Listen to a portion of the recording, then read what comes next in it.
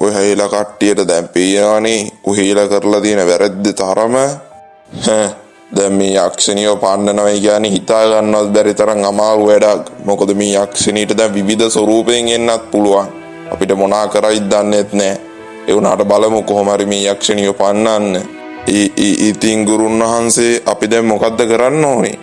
කරන්න ඕනේ මීට අවුරුදු ගානකට කලින් අපි ඔය පූජාව කරන්න ගියපු තැනට ගිහිල්ලා තවත් පූජාවක් කරන්න ඕනේ. බලමු ඔය පූජාවෙන් සමහර විට ඔය යක්ෂණී නැති වෙන්නත් පුළුවන්. නැත්තම් අපි නැති වෙන්නත් පුළුවන්. බලමු. එතකොට ගුරුන් වහන්සේ දැන් ඔය කවදද කරන්නේ? අපිට හෙට උදේට තමයි යන්න වෙන්නේ. කොහොමත් ඉතින් උදේම ඔය වැඩේට පිටත් වෙන්න වෙනවා. ඔය වනාන්තරයෙන් යද්දි ඉතින් කොහොමත් එන වෙලාවක් යනවනේ. එතකොට ස්වාමීනි මේ වැඩේ හරි ගියේ නැතොත් අපිට ඇත්තටම අර කිව්ව විදිහට මැරෙන්න වෙයිද? ඒක නම් කිසි විවාදයක් නෑ. අනිවාර්යයෙන්ම මැරෙන්න වෙනවා. හරි ළමයිනි, ඕගොල්ලන් ගිහිල්ලා දැන් නිදා ගන්න. මේ පූජාවට අවශ්‍ය කරන මන්ත්‍ර වගේ එකක් තියෙනවා. ඒ ටිකත් මම බලා ගන්නම්. ඒ ප්‍රබලම මන්ත්‍ර. හරි ස්වාමීනි. ළමයිනේ යන් අපි.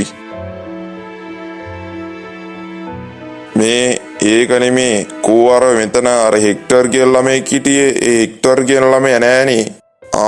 ඒ ළමයාද ගුරුන් වහන්සේ. ඒ ළමයාව අපි ඇව්වා අර අතකැඩිච්ච මිනිස්සයත් එක්ක යවන්න. මෙතන ඉන්න පොඩි ළමයෙක් යවලා හරියන්නේ නෑනේ. ඒක නිසා අපි ඇව්වා එයාව. අර ගුරුන් වහන්සේ දීපු ජප කරපු මාලයක් එක්ක තමයි ඇව්වේ. හොඳයි යවුලක් නෑ. ජප කරපු මාලයක් එක්කනේ යවලා තියෙන්නේ. අනිත් එක්ක ගත්ත තීරණයත් හොඳයි. පොඩි ළමයෙක් යවනවට වඩා එයාව යවපු එක. හරි දැන් ඕගොල්ලන් ගිහලා නිදා ගන්න.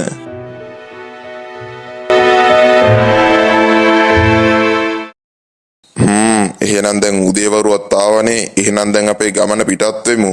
හරි ස්වාමීනි, මේකට කවුරු දෙන්න ඕනේ දැන් ඉතින්? මේ පූජාවට එන්න ඕනේ දුවේ පිරිමි 3 දෙනෙක්. කාන්තාවන්ට මේ පූජාවට එන්න බෑ. ඉතින් කවුරු හරි පිරිමි 3 දෙනෙක් ඉදිරිපත් වෙන්න පුළුවන්ද? හැබැයි මේකට ගෙනියන්න පුළුවන් පිටින් ආපු පුද්ගලයෝ තමයි. ගමේ පුද්ගලයන් ගෙනියන්න බෑ. මොකද යක්ෂණීගේ බලපෑමට මේ ගමේ ඉන්න පුද්ගලයෝ හැමෝම අහුවෙලානේ තියෙන්නේ. ඒකයි. ස්වාමීනි මම එන්නම් මේ වැඩේට. මේකෙන් අපිටත් හොඳක් වෙනවනේ. කමක් නෑ මං එන්නම්. අඩේ මහටියෝ ඒක නෙමේ. අපි දෙන්නත් යන්න බං. අපි පිටින්නේ ආවේ. රත්නදීප උඹටත් අඩු වයසෙන් මැරෙන්න ඕනේද බං? කටවහගෙන ඉඳපන්කෝ. තව නැද්ද කවුරුත්? මේ පූජාවට යන්න ඕනේ අනිවාර්යෙන් 3 දෙනෙක්. කවුරුත්ම නැද්ද? මේ ගම වෙනුවෙන් දෙයක් කරන්නේ. මේ පූජාව හරියට කරගන්න බැරි වුණොත් අපි ඔක්කොම විනාසයි ඈ. ඒ කියන්නේ ස්වාමීනි මේකට මේ 3 දෙනෙක් ගෙනිච්ච නැතිනොත් අනිවාර්යෙන් ගමේ ඉන්න ඔක්කොම මැරෙනවයි කියන එකද? ඔව් දුවේ. මේ පූජාවට අවශ්‍ය කරන කට්ටිය ගෙනිච්ච නැති වුණොත් අර කලින් වෙච්ච දේ දන්නවනේ මේ ගමේ ඉන්න කට්ටිය. හිස වෙනම කඳ වෙනම තමයි බලා ගන්න හම්බෙන්නේ ඈ. සල්ලෝම කිව්වොත් හිස කඳෙන් වෙන් කරලා දායියා උත් ඈ. එයාට ඒ තරම් බලයක් තියෙනවා ඈ. අම්බෝ ඔය යක්ෂණී આવුතුයි කියන විදිහට අපිව තප්පර 2-3න් මරලා දායි ඈ. කමන්නේ අපි දෙන්නත් යමන්කෝ. මොකද ඉතින් ওই පූජාව නොකරොත් ඉතින් අපි දෙන්නටත් මැරෙන්න වෙනවනේ. ගුරුන් වහන්සේ සීයේ අපි දෙන්නත් එන්නම්. මායි මාටියයි හෙක්ටර් අංකුලෝ යාවම 3 දෙනෙක්නේ. මොකද ඉතින් මේ ප්‍රශ්නේ විසඳ ගන්නත් එපේ කොහොම හරි. පුතාලා ඉදිරිපත් වීම නම් හොඳයි. කමක් නෑ. එහෙනම් යන්කෝ. පුතාලා බය වෙන්න එපා. පුතාලාට කිසිම හානියක් වෙන්නේ නෑ. මේ පූජාවට 3 දෙනෙක් ගෙනියන්න ඕනේ. මොකද මේ පූජාවේ කියලා තියෙන විදිහට 3 දෙනෙක් ඉන්න ඕනේ. ඒකයි. අපි එහෙනම් යන්. මේ පූජාවට අවශ්‍ය කරන අමුද්‍රව්‍ය වගේක් බෑග් එක දාලා තියෙනවා. එන්නේ බෑග් එකත් අරන් අපි යමු. රෑ වෙන්න ඉතින් කොහොමත් ඔය කන්දට යන්න තව පරක් වෙන එකනේ වෙන්නේ. අපි එහෙනම් දැම්ම පිටත් වෙමු. ළමයිනේ හෙක්ටර් ඔයගොල්ලන් පරිස්සමෙන් ගිහිල්ලා ඈ. ගුරුන් වහන්සේ කියන දේම අහගෙන ඉඳලා පරිස්සමෙන් එන්න ඈ. හරි මල්ලිකා අක්කේ අපි එහෙනම් යන්නම්. හරි කට්ටිය පරිස්සමෙන් යන්නකෝ.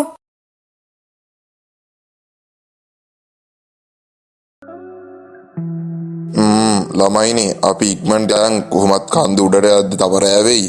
ඒක නෙමෙයි මට ඔයගොල්ලන්ට තව පණිවිඩ දෙකක් කියන්න තියෙනවා. මොකද්ද ගුරුන් වහන්සේ? මේ පළවෙනි පණිවිඩය තමයි දැන් ඔය යක්ෂණිය උතන්ට අවිල්ල කොයි වෙලාවටද දැන් අපිට පහර දෙයිනේ. මටත් මොනා කරයිද දන්නේ. මට මොකක් කරගුණත් ඕගොල්ලන් බීරෙන්නත් එපෙයි. ඉතින් ඒක නිසා මම ඕගොල්ලන්ට ඒ හරියට යන ගමන් ඕගොල්ලන්ට පොඩි මන්ත්‍රයක් කියන්නම්. ඔන්න ඔය මන්ත්‍රේ පාවිච්චි කරන්න. සහ මට මොකක් හරි කරදරයක් වුණොත් ඕගොල්ලන් බල ඉන්න එපා දුවන්න. මොකද මට බේරෙන්න කොහොම හරි පුළුවන්. ඕගොල්ලන්ට බේරෙන්න බැරි කොහොම හරි දුවන්න. ඒ කියන ගුරුන් වහන්සේ ඒ යක්ෂණී දැන් ඒ තරමට ප්‍රබල වෙලා තියෙන්නේ. ඔව් දරුවෝ ඒ යක්ෂණීට දැන් ඕන්නම් හරියට තැන් 3ක එකම බලයෙන් ඉන්න පුළුවන්. ඒ තරමට දැන් ප්‍රබල වෙලා තියෙන්නේ. ඉතින් ඒක නිසා කොයි වෙලාවෙ කොයි පැත්තෙන් ඇවිල්ලා පහර දෙයිද දන්නේ නැහනේ. ඉතින් ඒකයි මම ඔහොම කිව්වේ. එතකොට ගුරුන් වහන්සේ අයිය අපි ඔය මේ ගියක් ගාවට හොයාගෙන යන්නේ. දැන් උතනද පූජාව කරේ? ඔය කන්දෝඩ ඉස්සර ගෙවල් තිබිලා තියෙනවා. සෝනක් එක්කම ඔය යක්ෂණීට ඔය යක්ෂ වැඩ කරන්න උදව් කරපු මිනිස්සු තමයි ඕක ඉදලා තියෙන්නේ. ඉතින් යක්ෂණී කිව්වට ඉතින් එයාත් කලින් මන්තරකාරියෙක්නේ. ඔය වැඩ කරන්න උදව් කරපු මිනිස්සු තමයි ඔය ගෙවල් වල ඉඳලා තියෙන්නේ. කොහොම හරි ඉතින් ඔය යක්ෂණීව මෙල්ල කරෙත් ඒ යක්ෂණී ගෙදරම තමයි. ඉතින් ඒ ගෙදර හොයාගෙන තමයි මේ යන්නේ. හැබැයි කියන්න බෑ දැන් යක්ෂණීගේ බලයත් එක්ක අපිට හිතා ගන්න බෑ. කමන්නේ අපි යන්කෝ. හරි ගුරුන් වහන්සේ අපි ඉක්මනට යමු නැත්තම් රෑ වෙනවනේ.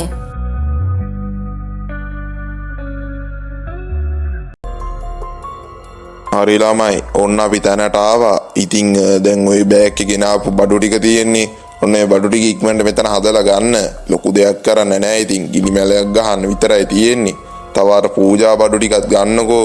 අපි මේ වැඩේ අද කොහොම හරි ඉවරයක් කරමු. හරි ගුරුන් වහන්සේ එහෙනම් අපි මේ ටික හදන්නම්. එහෙනම් ඔය ළමයි යෝග හදන්න. හෙක්ටර් පුතේ එන්න යන්න. මේ හරිය පොඩ්ඩක් ආරක්ෂාවක් දාගෙන ඉන්න ඕනේ. යන් අපි ආරක්ෂාව දාන්න. හරි ගුරුන් වහන්සේ යන්. ඔය ළමයි බය වෙන්න එපා. අපි මේ හරියම තමයි ඉන්නේ. හරි ගුරුන් වහන්සේ රත්නදීප යමංග පොඩ්ඩක්.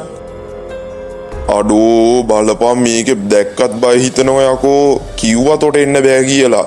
මොන මගුලක් වෙයිද දන්නේ. හරි බං ඉතින් මෙතන්ට වෙල්ලා හරි කොතන්ට වෙල්ලා මේ ප්‍රශ්න විසඳ ගන්න එපේ. නැත්තම් අර කිව්වා වගේ ඇඟ වෙනම ඔළුව වෙනම තමයි ගෙනියන්න වෙන්නේ අපිට. තේරුණානේ? හරි ඒකට කමන්නේ. ඉක්මනට මේ ගිනි මැලේ ගහලා පූජාවේ බඩු ටික තියමු මෙතනින්. එතකොට හරිනේ. ඔන්න බෑග් එකේ තියලා එන්නේ වැඩ ටික පටන් ගමු. උඹලා කියපු විදිහට මෙතන හදලානේ. හොඳයි. අපි දෙන්නත් එකතු වෙලා දැන් මේ වටේට මහා ආරක්ෂාවක් ඇදලා ආවේ. බය වෙන්න දෙයක්වත් නැහැ. දැන් තියෙන ඉතින් පූජාව පටන් ගන්න තමයි. කට්ටිය අර මං කලින් කිව්වා වගේ මට මොකක් හරි දෙයක් වුණොත් බල ඉන්න එපා දුවන්න. හරි ගුරුන් වහන්සේ.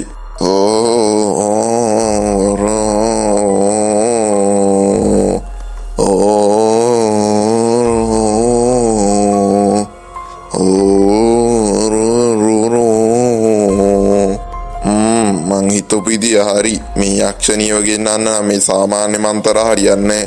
අර මං ඊයර අධ්‍යයනය කරපු ප්‍රබලම මන්තර ටික පාවිච්චි කරන්න වෙනවා. ඔන්න දැන් ප්‍රබලම මන්තර ගෙනල්ලා මේ යක්ෂණීව දැන් මෙතනට ගෙන්නන්න හදන්නේ. මොනම හේතුවකටවත් කවුරුත් මෙතනින් හෙලවෙන්න නම් එපා.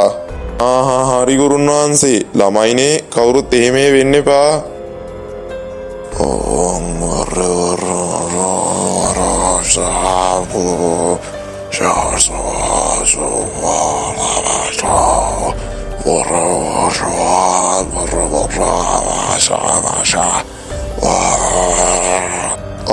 අඩෝ රත්නදීප මොකෝ මේ ගුරුන් වහන්සේ සීයා නිකන් බෙල්ල මිරිකනවා වගේ ගහන්නේ. මොනාද හරකෝයි කියන කතන්දර 100ට ඇහුනොත් 100 උඹව අර එන යක්ෂයාට දෙයි ඈ. කටවහගෙන ඉඳපන්. දැන් කරන්න තියෙන්නේ ලේ බින්දුවක් මෙන්න මේකට දාන එක තමයි. මොකද බය වෙලා ඉන්නේ? තොපියාවේ මාව මෙතනින් පන්නන්න දෙයක්ෝ. ඔව් පන්නන්න තමයි ආවේ. කලින් පාර අපි සූදානමක් නැතුව ආවා. මේ පාර සූදානම් වෙලා තමයි ආවේ. අද කොහොම හරි තෝව පන්නලා තමයි නවතින්නේ. උඹලා මාව පන්නන්න කලින් මං උඹලව පන්නනවා. ඉඳපන්.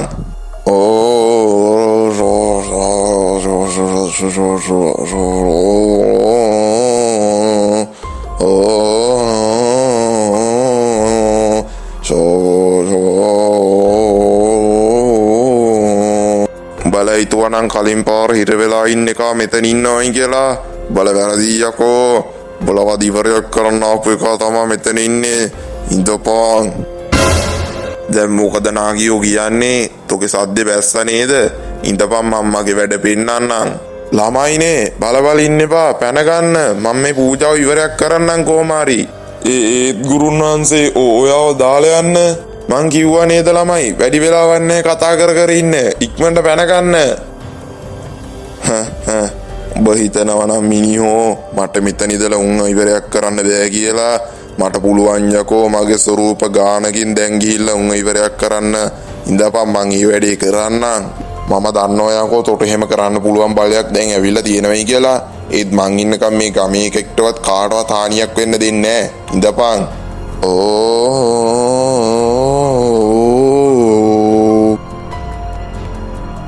අඩේ රත්නදීප මොකද්ද බං බලබල ඉන්නේ ඉක්මනට දුවමු. නෑ නෑ බං බලබල හිටිය අර අයියා එනවද කියලා. අර එන්නේ ඉක්මනට යමන් එහෙනම්. අම්බෝ මල්ලි අර ගහක අත්තක පැටලිලා මාව වැට්ටනේ. අනේ සොරි වෙන්න ඕනේ. හරි හරි කවන්නේ මල්ලි අපි ඉක්මනට දුවලා පැනගමු. මොකද බොලව් බය වුණේ? බලා හිතුවේ අතනින් පැනගත්ත පාර මෙතනින් පැනගන්න පුළුවන් වෙයි කියලාද? බෑ යකෝ මේක මගේ අඩවිය. තොපි කොහොමද යකෝ මට හොරෙන් පැනගන්නේ? ඇයි අද මම ඉවරයක් කරනවා ඊට පස්සේ මුළු ගමම ඉවරයක් කරන්න පටන් ගන්නවා. ඉඳපන්. අනේ මාටින් මට උදව් කරන්න මට මෙහෙම ඉන්න අමාරුයි. මූ මගේ ඇඟ තද කරනවා වගේ වෙනවා. අනේ මාටින්.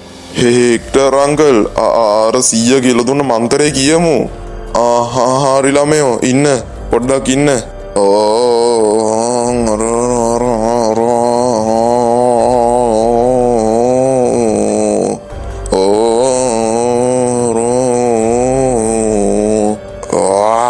ඕක නවත්තපන්. අර නාකියා මුන්ටත් මන්තර කියලා දීලාද කොහෙද? ඕක නවත්තපන්. හෙක්ටර් අංකල් ඕක නවත්තන්න එපා. දිගටම කරගෙන යන්න.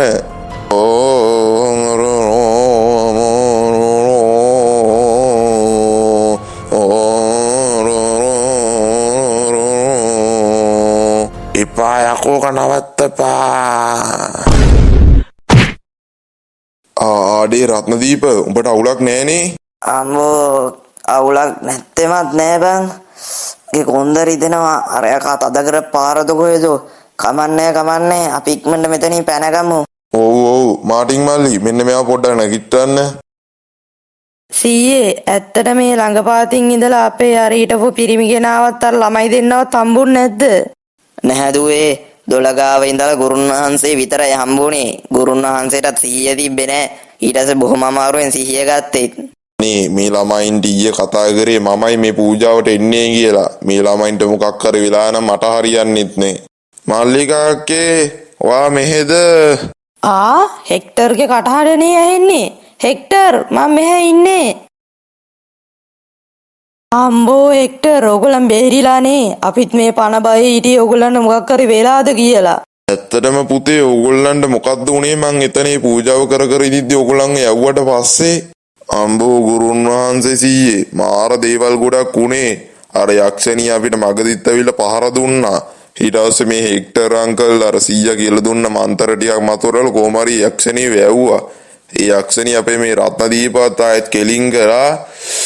මෙයාගේ කොන්දත් මොකක් කරේ වෙලා කියලා කිව්වා. පුළුවන් නම් අන්නේ පොඩ්ඩක් ඒ කොන්දේ අමාරු පොඩ්ඩක් 100 හොඳ කරලා දෙන්නකෝ.